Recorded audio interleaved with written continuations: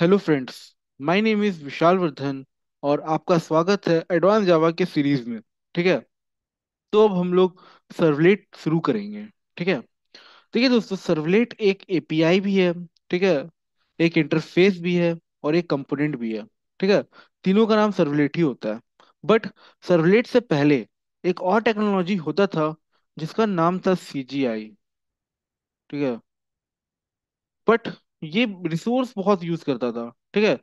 इस ये मेमोरी बहुत कंज्यूम करता था। तो उसकी जगह सर्वलेट आया।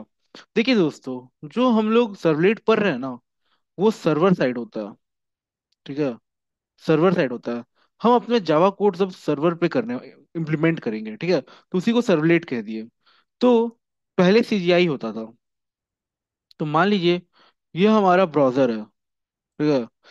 ब्राउजर मतलब कि जहाँ लैपटॉप पे आप ब्राउजर एक्सेस कर सकते हो। ठीक है। मोबाइल पे ब्राउजर एक्सेस कर सकते हो, जहाँ पे आप फेसबुक चलाते हो, इंस्टाग्राम चलाते हो। ठीक है। कोई वेबसाइट पर कुछ कर रहे हो। ठीक है। तो वो सारा ब्राउजर में ही आप करते हो। तो ब्राउजर से आप जब भी कुछ सबमिट करते हो या कोई दूसरे पेज पर जाते हो, तो कहीं ना कहीं वहां पे रिक्वेस्ट और रिस्पॉन्स। ठीक है। रिक्वेस्ट और रिस्पॉन्स होता है। रिक्वेस्ट गया। ठीक है। और सर्वर प्रोसेस करके कुछ रिस्पॉन्स दे देता है। ठीक है। तो जैसे कि कोई वेबसाइट पर मल्टीपल रिक्वेस्ट जा सकता है। ठीक है। बहुत सारा रिक्वेस्ट जा सकता है। लैक्स में, मिलियंस में। ठीक है। रिक्वेस्ट जा सकता है। तो जो सीजीआई होता था, उसमें उसमें क्या होता था कि एक एक रिक्वेस्ट में एक एक प्रोसेस होता था। ठीक है। एक एक रिक्वेस्ट में एक एक प्रोसेस होता था।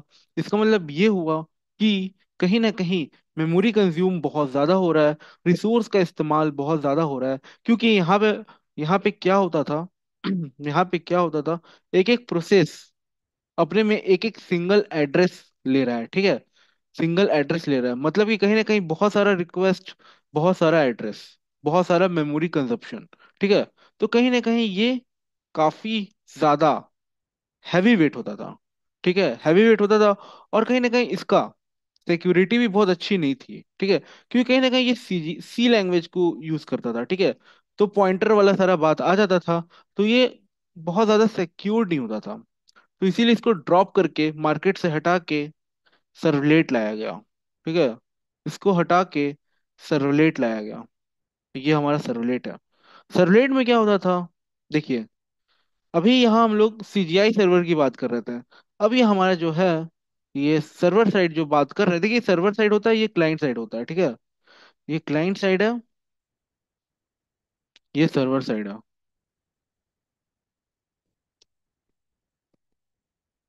ठीक है। सर्वर साइड है। अभी देखिए, यहाँ पे अभी हम लोग बात कर रहे थे सीजीआई की। अब हम लोग कर रहे हैं सर्वलेट की। ठीक है। यहाँ जो टेक्नोलॉजी यूज हो रहा है वो सर्वलेट है। तो अगेन बहुत सारा रिक्वेस्ट जा रहा है, बहुत सारा रिक्वेस्ट जा रहा है। बट इस बार जो सारा रिक्वेस्ट जा रहा है ना, वो एज अ थ्रेड जा रहा है। ठीक है। हर रिक्वेस्ट के लिए थ्रेड है, मतलब कि जो एड्रेस है वो एक है, मल्टीपल रिक्वेस्ट के लिए मतलब कहीं ना कहीं मेमोरी शेयरिंग हो रहा है। मतलब कि मेमोरी कंजप्शन कम हो रहा है। ठीक है। मेमोरी कंजप्शन कम हो रहा है। और साथ ही साथ रिसोर्स का भी यूज कम हो रहा है। तो इसको लाइट वेट माना जाता था। ठीक है। लाइट वेट माना जाता था। बट जैसे कि हम लोग जानते हैं कि जो हम एडवांस जावा पढ़ रहे हैं, ठीक है, उसके अंदर सर्वलेट आता है। बट एडवांस जावा से पहले ही सर्वलेट था। ठीक है। पहले ही सर्वलेट था। एडवांस जावा को ही हम लोग J2EE कहते हैं। ठीक है। इंटरप्राइज एडिशन कहते हैं, जावा इंटरप्राइज एडिशन। और एडवांस जावा एक ही चीज होता है। उसके अंदर सर्वलेट आता था, बट सर्वलेट पहले से था। मतलब कि क्या, देखिए, मतलब कि जो हमारा J2EE था ना, वो आया था, वो आपका आया था 1998 में। 1998 में। और जो आपका सर्वलेट आया, वो जब क्या बोलते हैं, जब जावा आया था ना, उसी के आसपास आया था सर्वलेट। ठीक है। लेकिन तो फिर ऐसा क्यों करना पड़ा कि J2EE के अंदर सर्वलेट को लाना पड़ा, या फिर J2EE को स्टैंडर्ड सेट करना पड़ा। देखिए सर्वलेट के अंदर भी कुछ प्रॉब्लम्स थे, कुछ स्टैंडर्ड मेंटेन नहीं था। तो उसको J2EE कहीं ना कहीं उसके स्टैंडर्ड को मेंटेन कर रहा था। देखिए, जब J2EE नहीं था, तो फिर कैसे हम लोग सर्वलेट प्रोग्राम लिखने से पहले कॉन्फ़िगरेशन करते थे, या फिर ये कह सकते हैं कि how to create servlet program. ठीक है, सर्वलेट के प्रोग्राम क्रिएट करने के लिए हमें क्या स्टेप्स लेना पड़ता था। तो सबसे पहले हमें चाहिए था जावा सर्वलेट डेवलपमेंट किट। ठीक है, इसको लाने की वजह से हम लोग सर्वलेट एपीआई को यूज कर सकते थे। सर्वलेट एपीआई को यूज कर सकते थे। सर्वलेट एपीआई क्या होता है? एपीआई वही built in libraries, classes, interface, ठीक है, मेथड्स। फिर ये आ गया जेएसडी के, उसके बाद क्या जरूरत पड़ता था? सर्वर का। तो सर्वर को भी कहीं ना कहीं कॉन्फ़िगर करना पड़ता है। ठीक है, सर्वर को भी कहीं ना कहीं कॉन्फ़िगर करना पड़ता है। तो ये, इसमें एग्जांपल ले लेता हूँ मैं। अपाचे, टॉमकैट, फिर आप ले लीजिए वेब लॉजिक, फिर आप ले लीजिए ग्लासफिश। तो ये सारा आपका सर्वर हो गया।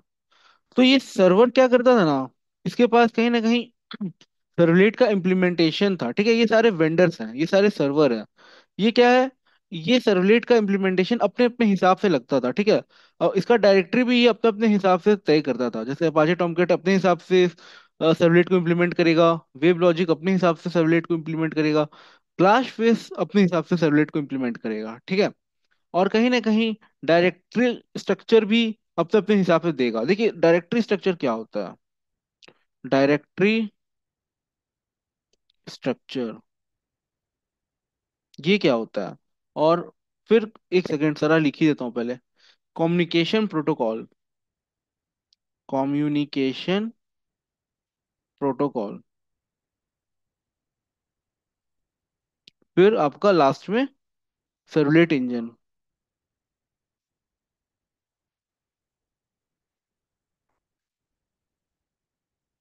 ठीक है, अभी देखिए, जैसे कि हम लोग कोई भी प्रोजेक्ट बनाते हैं, ठीक है, तो उसके अंदर कहीं ना कहीं HTML होता है, CSS होता है, जावास्क्रिप्ट होता है, XML होता है, जावा के कोड्स होते हैं। तो उसका कहीं ना कहीं उसका स्टैंडर्ड मेंटेन करना पड़ेगा, मतलब कि कहीं ना कहीं हर चीज अपने एक फोल्डर में होगा। ठीक है, एक प्रोजेक्ट के अंदर मल्टीपल फोल्डर्स हो सकते हैं, और उस मल्टीपल फोल्डर्स के अंदर कहीं ना कहीं स्टैटिक, स्टैटिक मतलब कि कहीं ना कहीं HTML कहीं जाके लगा हुआ होगा, कहीं ना कहीं जार फाइल लगा हुआ होगा। ठीक है, जैसे कि मान लीजिए हमें डेटाबेस से कनेक्शन चाहिए, तो हमें कहीं ना कहीं माई एसक्यूएल का जार फाइल चाहिए होगा, तो वो लाइब्रेरी फोल्डर के अंदर चला जाएगा।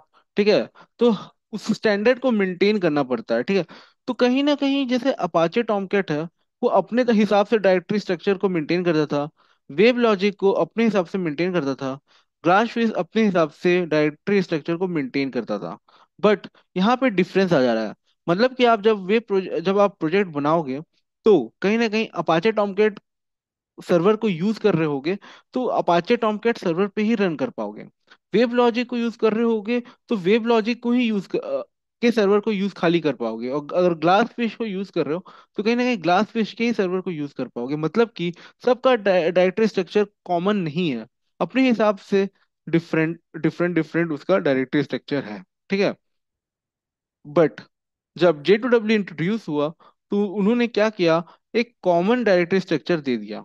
ठीक है, कॉमन डायरेक्टरी स्ट्रक्चर देने की वजह से, कॉमन डायरेक्टरी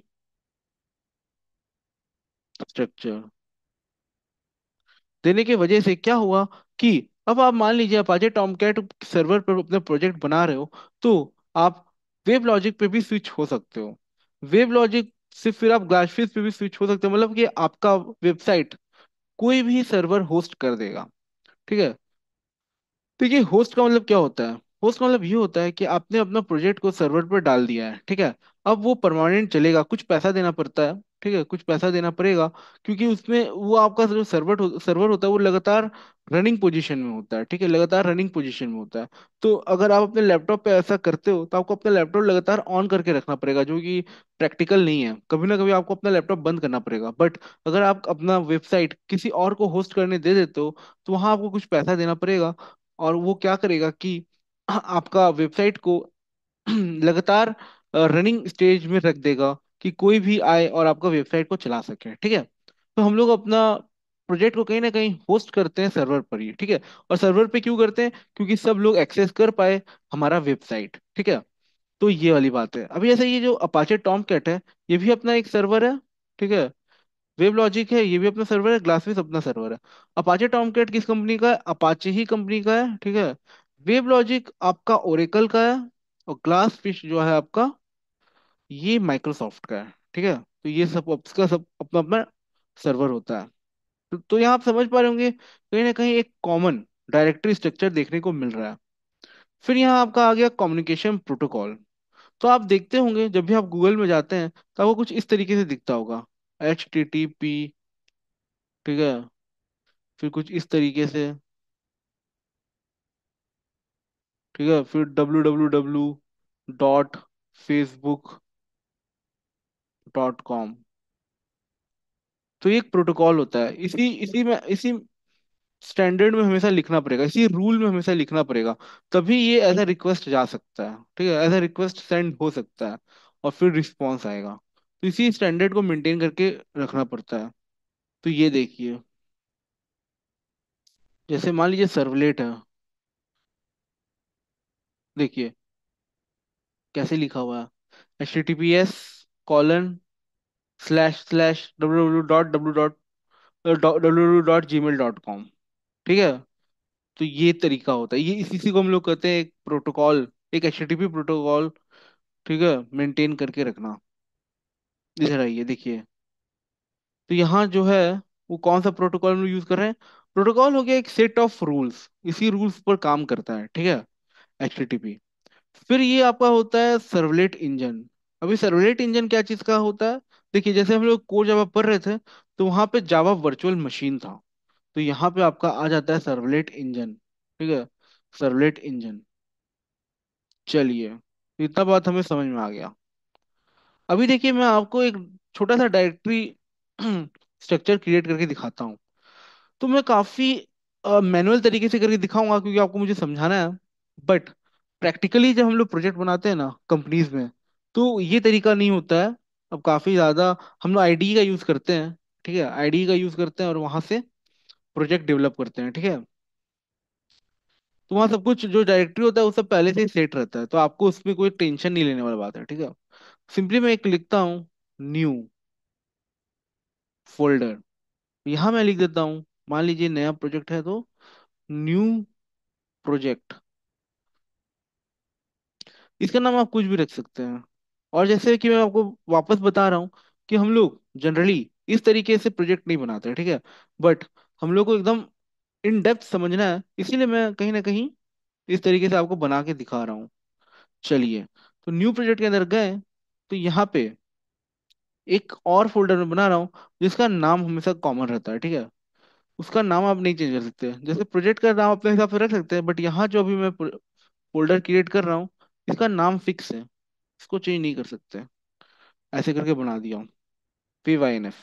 ठीक है, VYNF के पैरेलली हमें इंडेक्स, तो यहाँ पे टेक्स्ट डॉक्यूमेंट है। ठीक है, उसको खोला, यहाँ पे अब मैं बना रहा हूँ HTML फाइल। ठीक है, तो जैसे मैं ये खोला, तो न, न, न, पहले मैं लिख लेता हूँ। चलिए, तो देखिए HTML का कोड लिख रहा हूँ मैं, HTML। ठीक है, को बंद किया, फिर HTML। HTML के अंदर सबसे पहले आपका हेड आता है। ठीक है, हेड आता है HEAD, हेड आ गया, HEAD। ठीक है, फिर हेड के अंदर आपका आ गया टाइटल। टाइटल।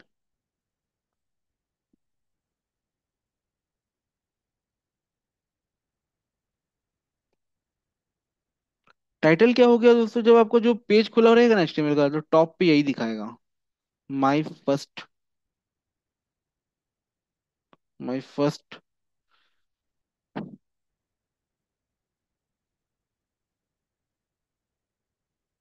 प्रोजेक्ट। और बॉडी आपका यहाँ आ जाएगा, बॉडी।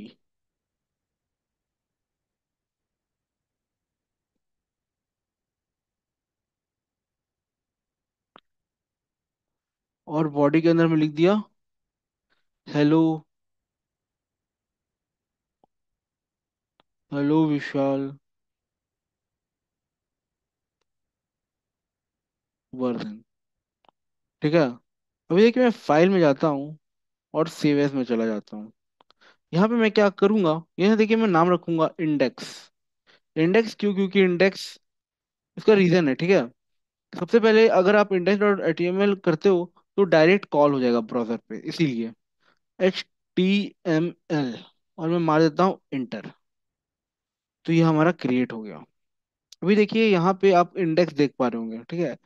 तो यहाँ मैं करूंगा राइट क्लिक और ओपन विथ करूंगा मैं गूगल क्रोम। तो यहाँ आप देख सकते हो, hello Vishal Vardhan. My first project भी ये ले लिया, ठीक है, कोई बात नहीं। इधर आइए।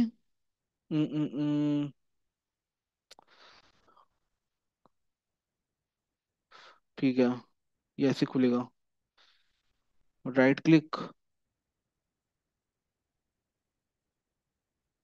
Pen with, choose another app, more app.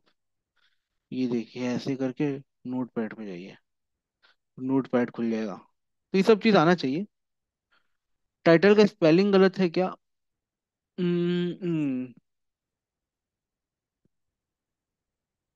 कहीं स्पेलिंग एरर होगा, कोई बात नहीं। इतना मैनुअली भी नहीं किया जाता है, ठीक है। बट हाँ, सीखने के लिए मैनुअली किया जाता है। तो आप देख सकते हैं कि हमारे प्रोजेक्ट में हम लोग कहीं ना कहीं HTML का भी यूज कर रहे हैं, क्योंकि जो डेटा होता है वो फ्रंट एंड से बैक एंड जाता है ना, तो हल्का फुल्का नॉलेज फ्रंट एंड से होना चाहिए, ठीक है। तो चलिए, इतना बात समझ में आया होगा आपको। हम्म। पेंट पे आ जाइए। तो आज हम लोग क्या समझे कि सर्वलेट से पहले एक और टेक्नोलॉजी था, वो CGI था। बट उसको हम लोग हटा के सर्वलेट का यूज करना शुरू कर दिया। और जो सर्वलेट था वो कहीं ना कहीं J2EE से पहले था, बट कहीं ना कहीं स्टैंडर्ड मेंटेन करने के लिए J2EE को इंट्रोड्यूस किया गया। J2EE इंट्रोड्यूस होते ही जो डायरेक्टरी है वो कॉमन हो गया। कॉमन डायरेक्टरी होने की वजह से हम लोग अब कोई भी सर्वर पर प्रोजेक्ट को रन कर सकते हैं, ठीक है। क्योंकि यहाँ पे अब जो लिमिटेशन था, क्या चीज़ का था, कि अपाचे टॉमकैट अपने हिसाब से डायरेक्टरी स्ट्रक्चर मेंटेन करेगा, वेब लॉजिक अपने हिसाब से करेगा, ग्लास फिश अपने हिसाब से करेगा, वो चीज़ अब हट गया, ठीक है। वहीं आपको कम्युनिकेशन प्रोटोकॉल भी समझाया हूँ, ठीक है।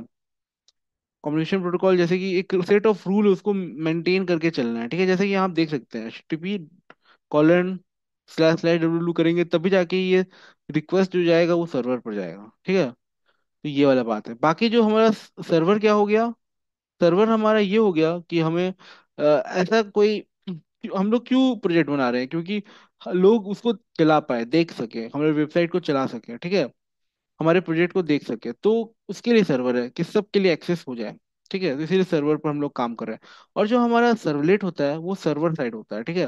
बैकएंड, बैकएंड बोलते हैं ना जो हम लोग, उसका टेक्नोलॉजी है ये सर्वलेट, ठीक है। इसलिए जावा को हम लोग ने क्या कहा है कि बैकएंड में यूज होता है, जैसे .php हो गया, ठीक है, .NET हो गया। वैसे ये .java है, ठीक है, सर्वलेट टेक्नोलॉजी जो अब हम लोग जावा के ही कोड्स करेंगे, बट अब सर्वर पे करेंगे। तो जब जावा का कोड्स हम लोग सर्वर पे करते हैं तो उसको सर्वलेट कहते हैं। ये है, ठीक है, रूल।